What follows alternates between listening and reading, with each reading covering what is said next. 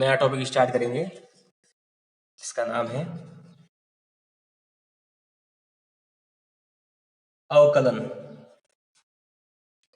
English में इसे बोलते हैं डिफरेंशिएशन। क्या हो गया?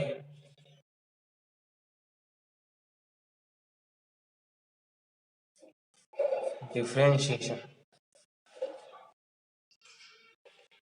कपिल अपना माइक ऑफ करो। कपिल पटेल माइक ऑफ करो अपना। ठीक है, अवकलन। अवकलन के बारे में आज पढ़ेंगे।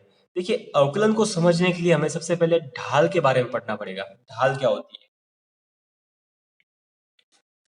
ढाल जिसे इंग्लिश में बोलते हैं स्लोप। स्लोप के बारे में समझना होगा।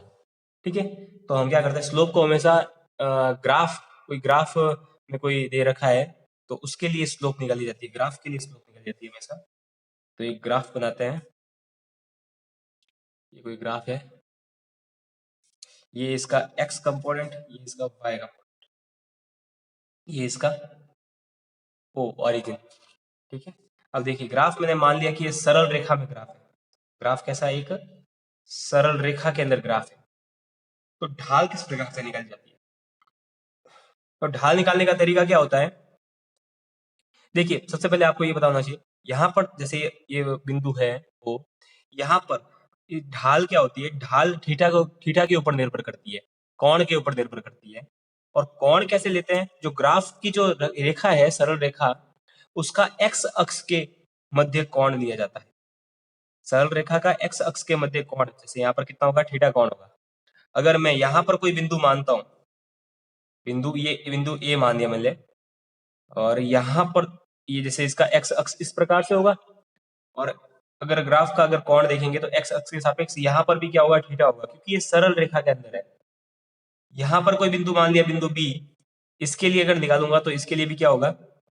थीटा के रूप में होगा।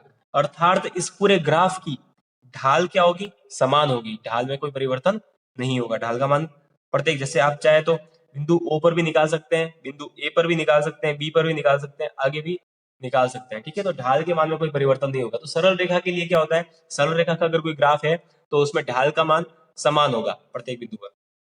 अब देखिए ढाल क्या होती है।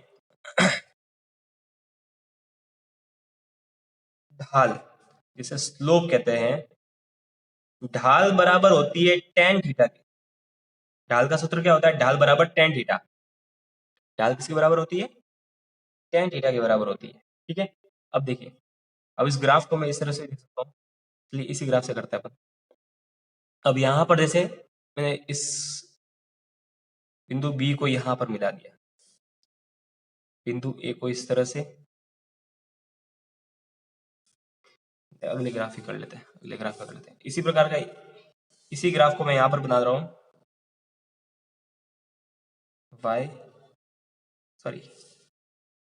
x और y।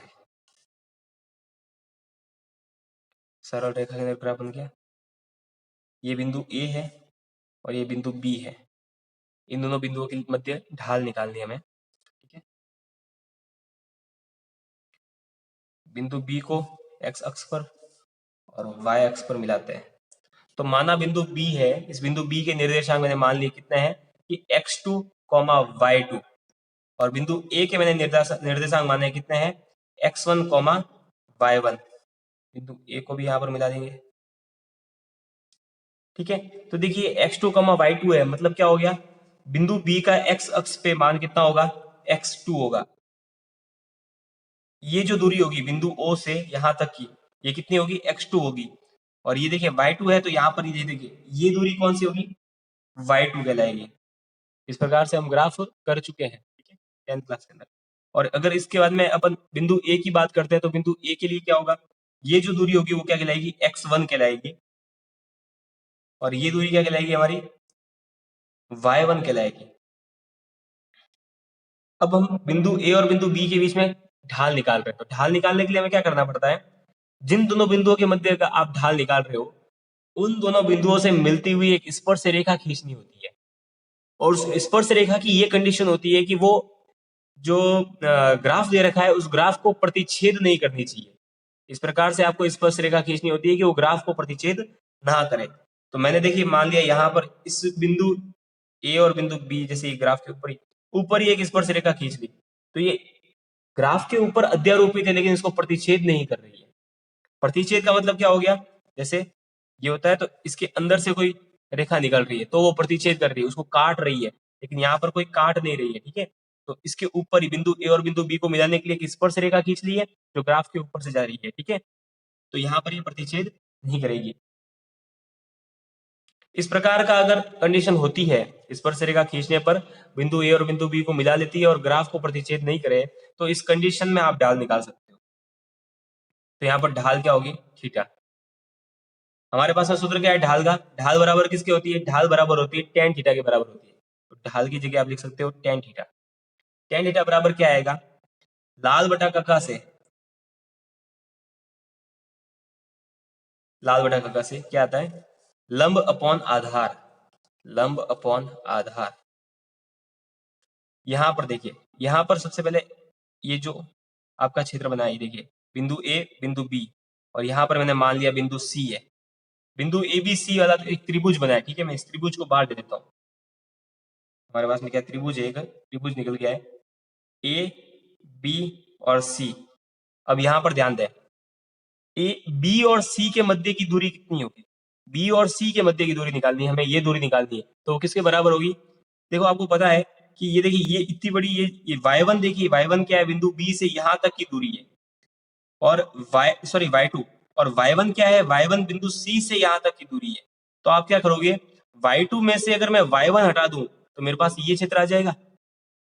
ठीक है, तो इस प्रकार से यहां पर बिंदु बी और सी के मध्य की दूरी कितनी होगी, y2 माइनस y1। इसी प्रकार से ए और सी के मध्य की दूरी निकालेंगे तो कैसे निकालेंगे, x2 माइनस x1 कर देंगे। तो x2 माइनस x1 ए और सी के मध्य की दूरी आ जाएगी। तो हमारे पास में दूरी आ जाएगी y2 माइनस y1 और इधर क्या आएगी x2 माइनस x1, ये दूरी आ जाएगी। ठीक है, tan थीटा लाल लंब अपॉन आधार, लंब अपॉन आधार के बराबर होता है tan थीटा। ठीक है, अब देखिए यहाँ पर कौन कितना बनाता है, थीटा। थीटा के सामने वाली भुजा हमेशा क्या रहती है, लंब रहती है। तो लंब हमारे पास में क्या होगा, थीटा के सामने वाली भुजा y2 माइनस y1। तो यहाँ पर लंब क्या होगा, y2 माइनस y1 होगा बट्टा। देखिए सबसे बड़ी भुजा कौन सी होती है, कर्ण होती है। तो हमारे पास में तीसरी भुजा क्या रहेगी, आधार। थीटा के सामने वाली भुजा लंब है, सबसे बड़ी भुजा कर्ण है। तो ए बी क्या होगी, सबसे बड़ी भुजा है, ये देखिए ए बी सबसे बड़ी भुजा है, तो ये क्या हो जाएगी, कर्ण हो जाएगी। तो पीछे हमारे पास में तीसरी भुजा कौन सी रहेगी, ए से सी, तो ये हमारी कौन सी हो जाएगी, आधार हो जाएगी। और इसका मान कितना है, x2 minus x1 tan theta. ठीक है, तो हमारे पास में ये सूत्र आएगा tan थीटा बराबर y2 minus y1 upon x2 minus x1। इस प्रकार से आपको ढाल निकालनी होती है। ये तो साधारण कंडीशन है ढाल निकालने की। अगर आपको ग्राफ कुछ इस प्रकार से दे रखा हो, ये x कंपोनेंट, इसका ये y, ये इसका केंद्र, अगर आपको ग्राफ ऐसा दे रखा है कुछ इस तरह का ग्राफ दे रखा है, तो उसके लिए आप ढाल किस प्रकार से निकालेंगे।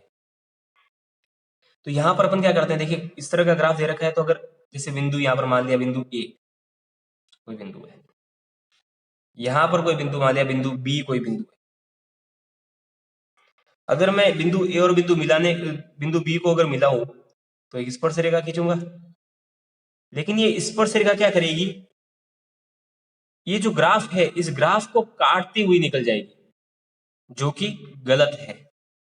अगर कोई स्पर्श रेखा, अगर आप कोई बिंदु देख लेते हैं किसी ग्राफ में, और अगर स्पर्श रेखा बिंदु इस ग्राफ को काटते हुए निकल जाती है, तो आप उस ग्राफ के लिए ढाल नहीं निकाल सकते। तो इस कंडीशन में आपको क्या करना होगा, मैं क्या करता हूं, बिंदु ए और बिंदु बी को बहुत ज्यादा पास ले जाता हूं, इतना पास ले जाता हूं कि इनके मध्य की दूरी नगण्य के बराबर हो, लगभग नगण्य हो जाए, मतलब जीरो नहीं होनी चाहिए पर बहुत ही जीरो के लगभग बराबर हो, मतलब जीरो से थोड़ी सी ज्यादा होनी चाहिए। ठीक है, नगण्य के बराबर होनी चाहिए। तो इतनी पास में इन दोनों बिंदुओं को ले जाता हूं। तो आपको पता है, जैसे आप देख ही सकते हैं, जैसे ये ग्राफ है कुछ इस प्रकार से है, कर्व में है। अगर मैं इसको छोटा करता जाऊं, बिल्कुल छोटा सा अल्पांश लूं, तो वो तो सीधी रेखा में होगा ना। ये ग्राफ तो पूरा कर्व के अंदर है, और इसका छोटा सा अल्पांश लूं, इतना छोटा सा ले लिया, तो ये तो सीधी रेखा में होगा। ये छोटा सा टुकड़ा ले लिया, तो वो तो सीधी रेखा के अंदर होगा। ठीक है, तो मैं क्या करता हूँ यहाँ पर,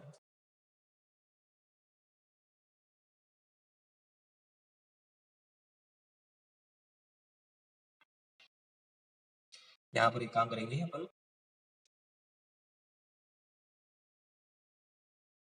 ये जो ग्राफ है इसका केंद्र हो गया, यहाँ पर जैसे दो बिंदु लेंगे, बिंदु ए और ये बिंदु बी, ये बहुत छोटे बिंदु लिए हमने। ठीक है, मतलब इन दोनों के मध्य की दूरी बहुत कम है, इन बिंदुओं को बहुत ज्यादा पास ले गए, तो क्या होगा, उस समय ढाल निकालेंगे तो किस तरह से निकलेगी यार, इसको यहाँ पर जोड़ देंगे, इसको इस तरह,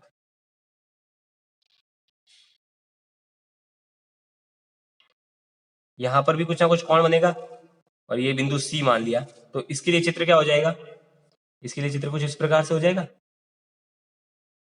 सी, ए और बी, इस तरह का चित्र हो जाएगा, और यहाँ पर कोण बन जाएगा थीटा। अब इस कंडीशन में आप ढाल आसानी से निकाल सकते हो। ठीक है, तो आपको क्या करना होता है, जैसे कोई ग्राफ कर्व में दे रखा है, तो उसको क्या करना पड़ेगा, वहां पर दो बिंदु लेने पड़ेंगे और उनके मध्य की दूरी बिल्कुल न्यूनतम करनी पड़ेगी, जिसके कारण आप आसानी से देखिए, यहाँ पर अगर मैं स्पर्श रेखा खींचता हूँ, तो स्पर्श रेखा बिंदु ए और बिंदु बी को मिलाती हुई आसानी से निकल जाएगी, और साथ ही वो ग्राफ को प्रतिच्छेद भी नहीं करेगी। ठीक है, तो ये कंडीशन आपकी, आपको इस तरह से करना होगा। अब देखो, हमारे पास में सूत्र क्या होता है, tan थीटा बराबर लंब अपॉन आधार, तो आपको बताइए, वापस फॉर्मूले मैंने मान लिया, कितना हो जाएगा, यहाँ पर y2 माइनस y1 निकला था हमारे, और इधर क्या निकला था, x2 माइनस x1, तो लंब बराबर क्या हो जाएगा, y2 माइनस y1 बट्टा आधार क्या होगा, x2 माइनस x1 हो जाएगा। ठीक है, ये हमारे पास में फॉर्मूला आ जाएगा। लेकिन यहाँ पर देखेंगे आप कि इस दूरी को हमने बिल्कुल नगण्य कर दिया है, ये दूरी कण है, कण अगर नगण्य हो रहा है, तो ये आधार और लंब तो कण से छोटे होते हैं, तो ये भी क्या हो जाएंगे, नगण्य हो जाएंगे। यहाँ पर y2 माइनस y1 लगभग 0 के बराबर हो जाएगा। ठीक है, और x2 माइनस x1 है, x2 माइनस x1 ये भी लगभग किसके बराबर हो जाएगा, 0 के बराबर हो जाएगा। ठीक है, तो आप इसे क्या कर सकते हो, ये जो दूरी हो चुकी है, जब y2 माइनस y1 और x2 माइनस x1 ये दोनों क्या हो रहे हैं, 0 के बराबर हो रहे हैं, तो इस कंडीशन में आपको क्या करना होगा, y2 माइनस y1 को आप dx के रूप, dy के रूप में लिख सकते हो, और x2 माइनस x1 को आप dx के रूप में लिख सकते हो, dx के रूप में लिख सकते हो। ये dx और dy क्या है, अल्पांश को प्रदर्शित कर रहे हैं, मतलब इस ग्राफ के अल्प अंश को प्रदर्शित कर रहे हैं। अल्प अंश मतलब क्या होता है, छोटा सा टुकड़ा, उसको दर्शा रहे हैं। ठीक है, अल्पांश कहते हैं इसे। तो इस तरह से आप निकाल सकते हो, y2 माइनस y1 है, इसको मैं अगर लगभग 0 के बराबर होता है, तो इसको मैं क्या करता हूँ, dy के बराबर लिख सकता हूँ, और x2 माइनस x1 को मैं dx के बराबर लिख सकता हूँ। तो हमारे पास में सूत्र क्या हो जाएगा,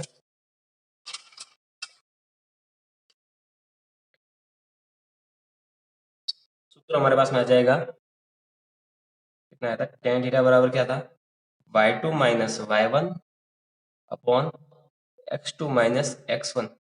तो मैं y2 माइनस y1 को dy के बराबर लिख सकता हूँ, और x2 माइनस x1 को dx के बराबर लिख सकता हूँ।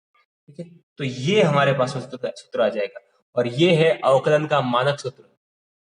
अवकलन का अगर मानक सूत्र कहा जाए तो वो इस प्रकार से होता है, dy अपॉन dx।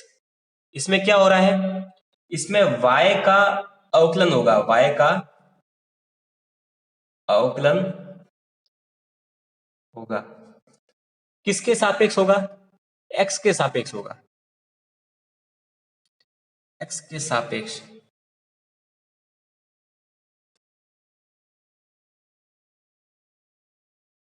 यहाँ पर क्या हो रहा है, y का अवकलन हो रहा है, किसके सापेक्ष हो रहा है, x के सापेक्ष अवकलन हो रहा है। ठीक है, x के ऊपर y का मान देख रहे हैं हम। ठीक है, x की कंडीशन के अंदर x के सापेक्ष y का मान देख रहे हैं, तो y का अवकलन कर रहे हैं हम x के सापेक्ष। इस प्रकार से अवकलन किया जाता है। मैंने अभी आपको एक फॉर्मूला बताया था, जैसे वेग का ही फॉर्मूला होता है। वेग क्या होता है, वेग बराबर क्या होता है, विस्थापन बटा समय के वेग किसके बराबर होता है? विस्थापन बटा समय के। जब हमने ताक्षणिक वेग निकाला था तो ताक्षणिक वेग का सूत्र क्या था? v किसके बराबर था? ये ताक्षणिक वेग किसके बराबर था? लिमिट लगाते थे हम, डेल्टा t टेंस टू 0 और क्या आता था? Delta s upon delta t, जिसे हम लिखते थे ds अपॉन dt भी लिख सकते थे। ठीक है, तो यहां पर भी क्या हो रहा है? s का अवकलन हो रहा है किसके सापेक्ष? देखिए ऊपर वाली जो राशि होती है ना, ये वाली, इसमें क्या होता है? इसका अवकलन होता है। ऊपर वाली कोई भी राशि होगी उसका क्या होगा? हमेशा अवकलन होगा। और नीचे वाली राशि है, उस राशि के सापेक्ष ऊपर वाली राशि का अवकलन होगा। तो यहां पर देखिए s का क्या होगा? s का अवकलन होगा और किसके सापेक्ष होगा? t के सापेक्ष होगा।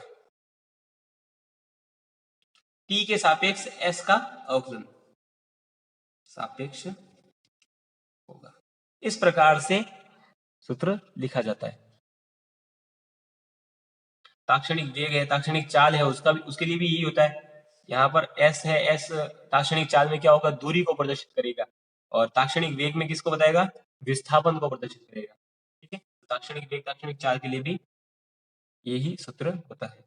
ठीक है, अब देखिए आज इसके बाद में हम कुछ अवकलन के सूत्रों का अध्ययन करेंगे। अवकलन का पहला और मानक सूत्र क्या है? अवकलन का मानक सूत्र है कि d अपॉन dx का आप अवकलन कर रहे हो, x की घात n का अवकलन करते हो x के सापेक्ष, x की घात n का x के सापेक्ष अगर आप अवकलन करते हैं तो क्या आता है? n x की घात n माइनस 1 आएगा। अगर आप x की घात n का x के सापेक्ष अवकलन करते हैं तो n x की घात n माइनस 1 आएगा। ठीक है, ये हमारा अवकलन का मानक सूत्र है। इसके कुछ एग्जाम्पल्स देखते हैं। जैसे मान लिया x की घात 5 है, इसका अगर आप अवकलन करना चाहें तो अवकलन क्या होगा? x की घात 5 का अगर आप अवकलन करेंगे d अपॉन dx x के सापेक्ष तो क्या आएगा? इस सूत्र को आपको अप्लाई करना है। इस सूत्र में क्या है? x की घात n है, यहाँ पर x की घात 5 है, तो आपने क्या किया? अवकलन करने के बाद में n को क्या कर दिया? आगे लिख लिया। ठीक है, जो घात है उस घात को आगे लिखेंगे, फिर x वाला पद और x की जो घात है उस घात में से एक माइनस कर दिया जाएगा।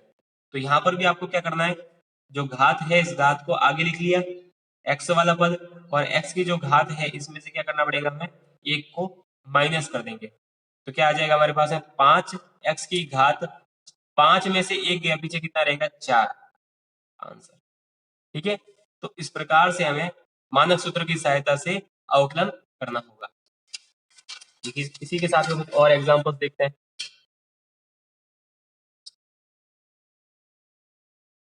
अगर घात माइनस की 3 दे रखी हो तो उसका अवकलन कैसे होगा?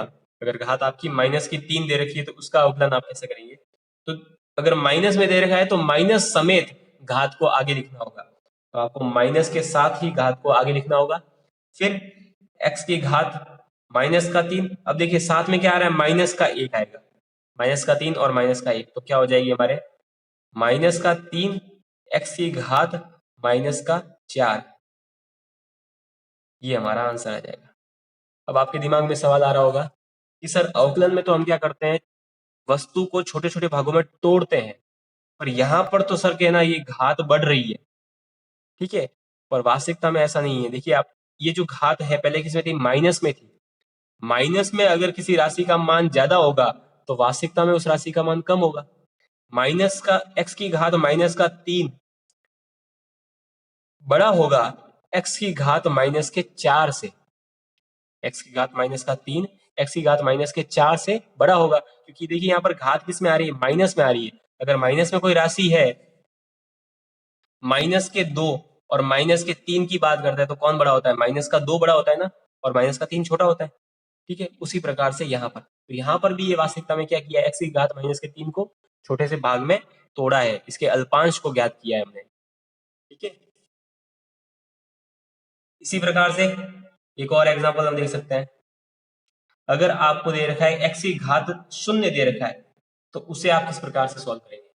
तो x की घात शून्य क्या होता है? देखिए हमें पता है कि किसी भी वस्तु की अगर घात 0 है तो मतलब क्या हो गया, वस्तु की घात 0 होगी तो उसका मान कितना होगा, x के बराबर 1 के बराबर होगा। कोई वस्तु है जैसे मान लिया x की घात 0 है तो इसका मान किसके बराबर होता है, 1 के बराबर होता है। तो आपको क्या करना है, x की घात 0 को किसके बराबर करेंगे, 1 के बराबर कर देंगे। तो d अपॉन डी एक्स 1 आ जाएगा। एक क्या है, एक कांस्टेंट राशि है, नियत राशि है, ठीक है। एक क्या है, नियत। नियत क्या होती है, नियत का मतलब क्या होता है, कांस्टेंट का मतलब क्या होता है, कांस्टेंट का मतलब यह है कि इसके मान में परिवर्तन नहीं हो रहा। एक है तो एक का मान एक ही रहेगा, इसके मान में कोई परिवर्तन नहीं होगा।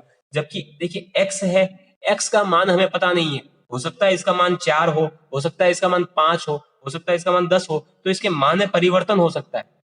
इसका मान हमें पता नहीं है तो इसके मान में कुछ भी परिवर्तन हो सकता है, इसीलिए इसका क्या करते हैं, हम अवकलन करते हैं। लेकिन x का मान तो हमें पता है और इसके मान में एक का मान तो हमें पता है और इसके मान में कोई परिवर्तन तो होगा नहीं, तो इसलिए इसे नियत कहा जाता है, कांस्टेंट राशि कहा जाता है। इसी के साथ में जब आप जिसके सापेक्ष अवकलन करते हैं तो अगर वो राशि नहीं दे रखी है तो बाकी जितनी भी राशियां होगी वो सारी क्या कहलाएगी, कांस्टेंट कहलाएगी, नियत कहलाएगी। जिसके सापेक्ष अवकलन करते हैं तो अवकलन हमेशा उसी राशि के सापेक्ष होगा और किसी के सापेक्ष अवकलन नहीं होगा, ठीक है। तो यहाँ पर क्या है, एक क्या है, नियत राशि है, नियत राशि है तो एक बाहर आ गया। अब d अपॉन डी एक्स अंदर क्या है, कुछ नहीं है, ठीक है। तो कुछ नहीं है तो इसका अवकलन क्या हो जाएगा, 0। तो अगर नियत राशियों का अगर आप अवकलन करते हैं तो वो किसके बराबर होता है, 0 के बराबर होता है। अगर आपको कोई राशि दे रखी है जैसे d upon d x 5x की घात 3, अगर कोई इस तरह की राशि दे रखी है d upon d x 5x की घात 3, उसका अगर आप अवकलन करेंगे तो किस प्रकार से करेंगे, यहाँ पर जो नियत राशि है इसका x के सापेक्ष, देखिए इसका x 5 का x के सापेक्ष कोई मान है नहीं, तो आपको क्या करना पड़ेगा, 5 को बाहर लेना पड़ेगा। 5 एक नियत राशि हो जाएगी तो इसे हमें क्या करते हैं, बाहर ले लेते हैं। अंदर क्या रहेगा, d अपॉन डी एक्स की घात 3। अब इसका अवकलन करेंगे तो x की घात 3 का अवकलन करते तो क्या आता है, 5 बाहर है, अंदर क्या आ जाए 3, ऊपर वाली घात आगे आ जाएगी। फिर क्या करेंगे, x की घात 3 माइनस 1, तो क्या आएगा हमारे पास में, 5 का गुणा 3 से करेंगे कितना आ जाएगा, 15। x की घात 3 में से 1 गया तो x की घात 2। इस प्रकार से अवकलन के मानक सूत्र की सहायता से आपको क्वेश्चंस को सॉल्व करना है, ठीक है।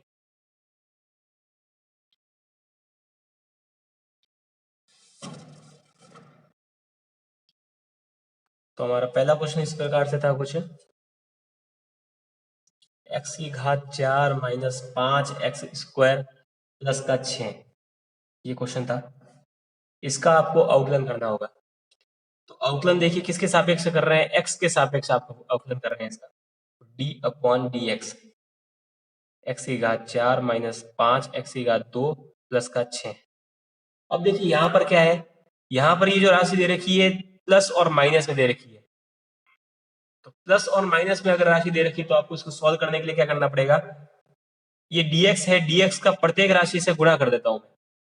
तो dx का सबसे पहले x की घात 4 से गुणा कर दिया तो क्या आ जाएगा, dx की घात dx d upon d x कोष्टक में x की घात 4 माइनस का minus d upon d x का 5 x की घात 2 से गुणा करेंगे, d अपॉन डी एक्स कोष्टक में आएगा 5 x की घात 2, d अपॉन डी एक्स का 6 से गुणा करेंगे, प्लस आ जाएगा बीच में d अपॉन डी एक्स और 6। अब आपको क्या करना है, अब सूत्र की मानक सूत्र की सहायता से इसे हल करना है। तो मानक सूत्र की सहायता से अगर आप इसे हल करोगे तो देखिए यहाँ पे x की घात 4 है, इसका अवकलन करोगे तो क्या होगा, 4 इसकी जो ऊपर वाली राशि है वो इसके गुणा में आ जाएगी। 4 x की घात 4 माइनस 1, 4 में से 1 गया पीछे कितना रहेगा, 3, तो 3 आ जाएगा, माइनस का माइनस 5 x की घात 2 का अगर आप अवकलन करेंगे तो क्या होगा, 10 x की घात 2 में से 1 जाएगा पीछे कितना रहेगा, 1, तो 1 लिखने की जरूरत नहीं है, प्लस का प्लस 6। देखिए 6 है, इसके गुणा में कोई x की राशि नहीं दे रखी, तो गुणा में अगर कोई x की राशि नहीं दे रखी है तो ये क्या हो जाएगा, एक अचर पद हो जाएगा, कांस्टेंट राशि हो जाएगी। तो कांस्टेंट राशि का अगर आप अवकलन करते हो तो किसके बराबर होता है? 0 के बराबर होता है। तो ये पूरा पद किसके बराबर हो जाएगा? 0 के बराबर हो जाएगा। तो हमारे पास में आंसर क्या आया? 4x3 minus 10x। ये हमारा आंसर है।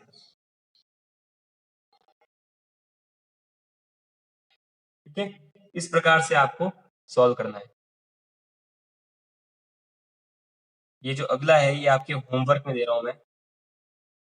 -3x2 का x2 प्लस 5x4 माइनस का 6, ये भी आपको सॉल्व करना है। इसी के साथ में एक और दूंगा आपको, 9x4 प्लस 5x माइनस का 2 माइनस का 6, ये समीकरण है। एक और समीकरण है, 3x² minus 5x6 plus 6x2 minus 7। ये तीनों समीकरण है आपके होमवर्क के अंदर है। इन तीनों का ही x के सापेक्ष अवकलन करना है और किसी भी राशि के सापेक्ष अवकलन नहीं करना। जो भी आपको क्वेश्चन में दे रखा होता है उसी के सापेक्ष आपको अवकलन करना होता है। तो यहाँ पर इन तीनों का किसके सापेक्ष करोगे? x के सापेक्ष आप अवकलन करोगे। ठीक है।